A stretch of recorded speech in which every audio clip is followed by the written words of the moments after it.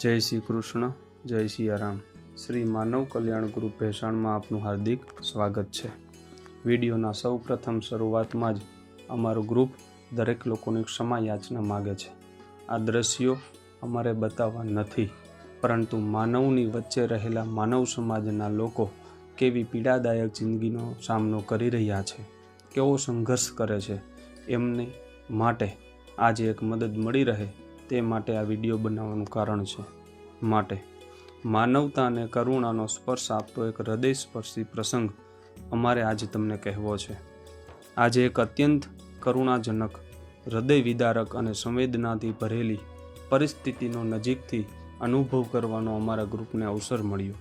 એક એવા નિર્દોષ અને સંઘર્ષમય કુટુંબની મુલાકાત લીધી, જ્યાં પરિવારના મુખ્ય આધારસ્તંભ વ્યક્તિ દર્દી વિઠ્ઠલભાઈ સવજીભાઈ નળિયાધરા, ગામ છોડવડી, તાલુકો ભેસાણ, જિલ્લો જૂનાગઢ, જે જીવલેણ કેન્સર જેવી નિષ્ઠુર ગંભીર બીમારી સામે અડગ મનોબળથી લડી રહ્યા છે.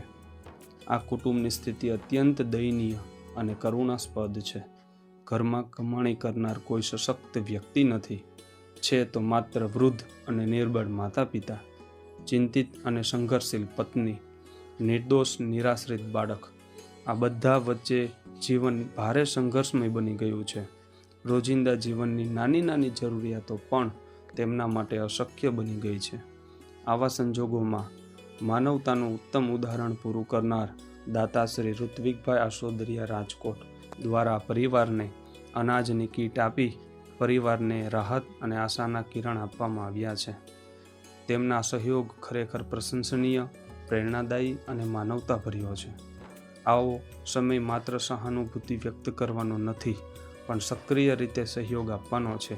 સમાજ તરીકે આપણું માનવતાભર્યું, દયાળુ, જવાબદાર વલણ અહીં ખૂબ જરૂરી બને છે. તો ચાલો આપણે સૌ આપણા હૃદયમાં રહેલી કરુણા, દયા, સહાનુભૂતિને જાગૃત કરી આ દુઃખી અને સંઘર્ષમય કુટુંબ માટે આશાનો દીવો પ્રગટાવીએ.